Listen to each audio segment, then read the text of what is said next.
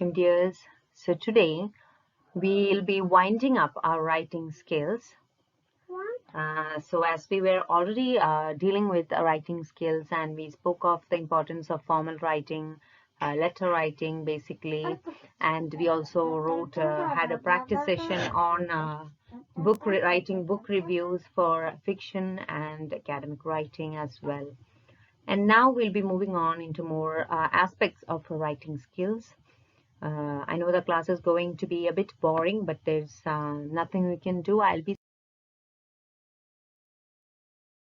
the notes so you can study. Just spare me for 15 minutes. Spare me this 15 minutes and just listen. Okay. Now, feature story, writing a feature.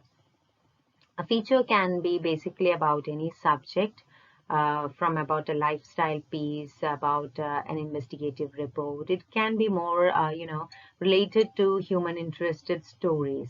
They are not just very focused on news or very focused on what's a current event. It might be about an old news, okay? And of course, it comes in newspapers, in magazines. Features are even found in business sections. You find feature stories in sports also. In fact, if you go through a typical newspaper, you find that there are many feature-oriented news stories that are given. Okay. Now, so how do we know what's a feature and what's not? So basically, feature stories are not defined so much by the subject matter as they are by the style in which it is written. Okay, so anything that is written in a feature-oriented way is a feature story. So some of the characteristics that can actually help you understand what's a feature story from the hard news. Okay, so there is a lead, there is space. So lead is a lead does not necessarily have to be the who, what, where, when, and why in the very first paragraph. For a news, that is what we focus on. The accident occurs, so you write, where the accident occurred, who all were injured, when it occurred, why this accident occurred, etc. In the first paragraph itself, you don't build up. That's how a hard news is. But in feature, you don't actually build up. You can use a description, you can use an anecdote, you can use a quotation, etc. And the pace meaning the speed with which the stories move, it usually goes at a very leisurely pace rather than the news stories, which are very, very fast. Okay. And moving on, another aspect or characteristic of feature stories will be the length. They take more, they are lengthier than the hard news, and the focus on the human element. As I told you, if a person has an accident or a house falls down or someone gets hit by lightning, that is a hard news. Okay.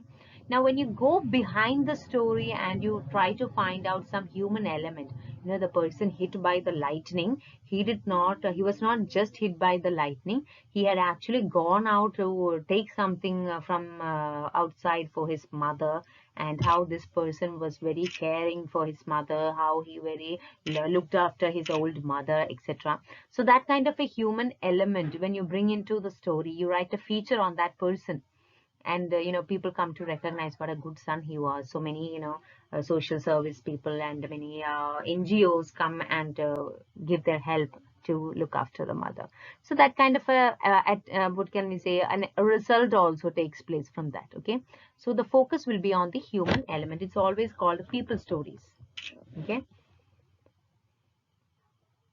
For another example given here is that if a hard story tells you how 1,000 people are, fired from a factory or fired from their job, a feature story might focus on just one worker and showing their grief at losing their job, their family background, etc., etc. Some other elements that they include that are used in feature writing are the traditional storytelling, description, scene setting, quotations, backgrounds. You can use all kinds of fictional elements. Mm, you have to keep the reader engaged with your story. That will be your main, what can we say, agenda. You'll be using very colorful elements, very colorful quotations, etc. Now, article is more academic or more, serious kind of a note, more serious rather than the human element. Though it's different from new hard news, it's also lengthy. An article is also lengthy, but more, focused on the facts. That kind of writing is it will be informational pieces. So that is what an article is. Okay, it depends on the topic that you're given. You identify whether it's an article or whether it is a feature. If you're asked to write about the effects of pollution or the problems of the ozone depletion in relation to the ozone day that came, so that what you're writing is quite scientific. It will be an informational piece. It will be very focused on facts. So it's an article rather than a feature. Now, paper writing. Paper writing in the sense when you're writing a research paper, when you're submitting a project, etc. The basic things you need are the introduction, the body, and the conclusion. Now, what are the things you have to keep in mind while writing an introduction? An introduction should be very, focused. It should give you the summary of what you're going to write in your entire paper. It should give an outline. Okay. So one big tip that's given here is that usually people write the introduction first, but you can try this way. You can write your entire paper, complete it, and then go back and write the introduction. So you will be more focused. You know what you have written in your paper. You have completed your entire paper. The main body is completed.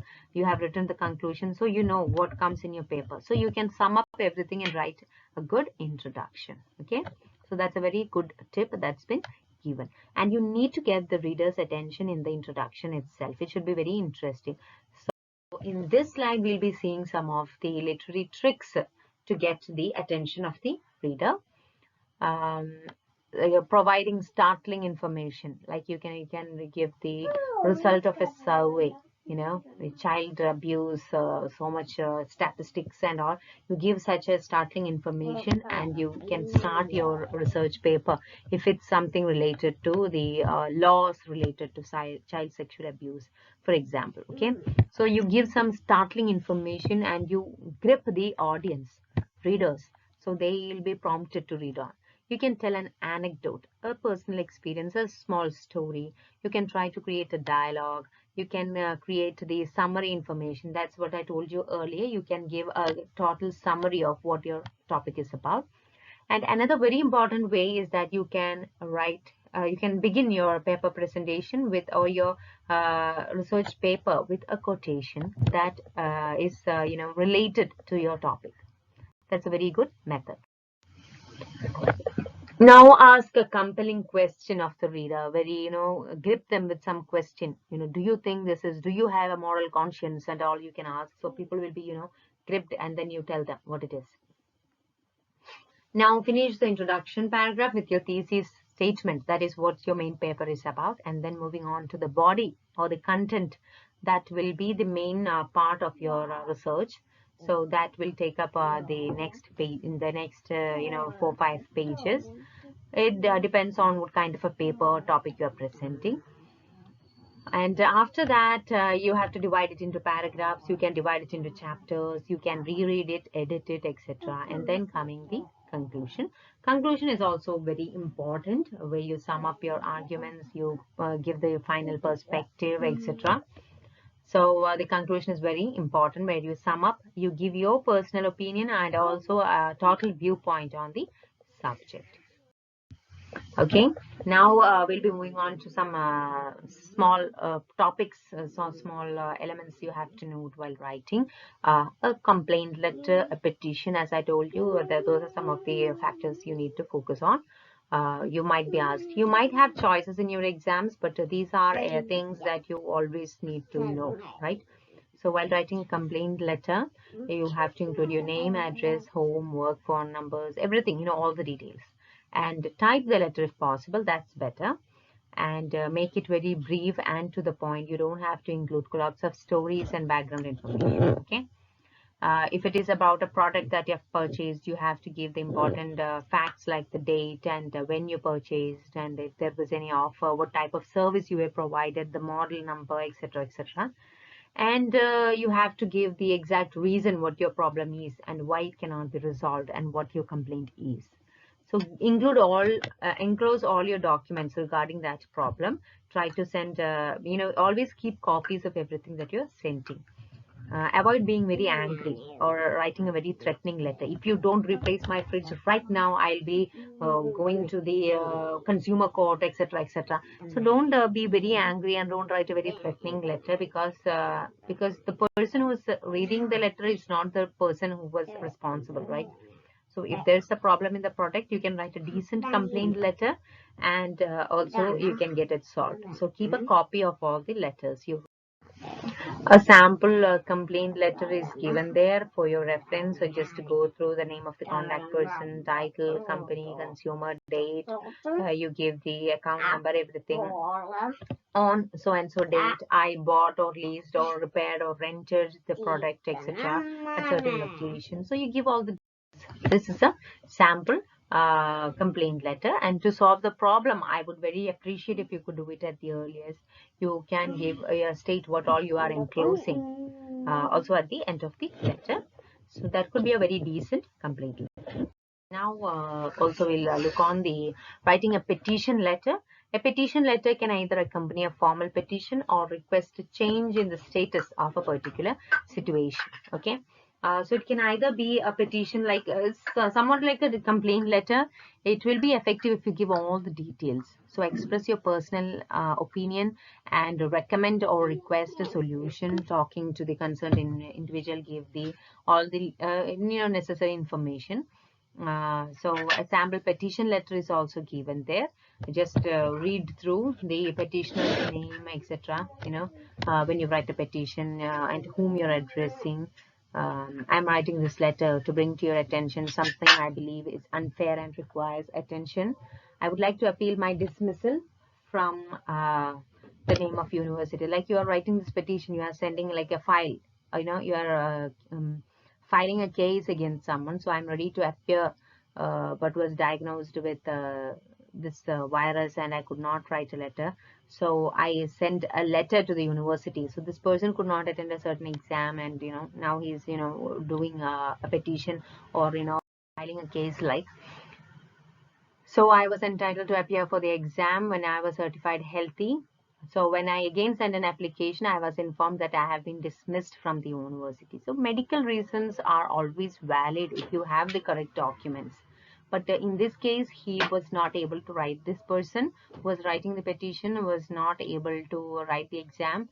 So caused me considerable mental anguish and confusion because I could not, I missed the exam. So I want my status to be reinstated in this institution, and I should be allowed to take the exam.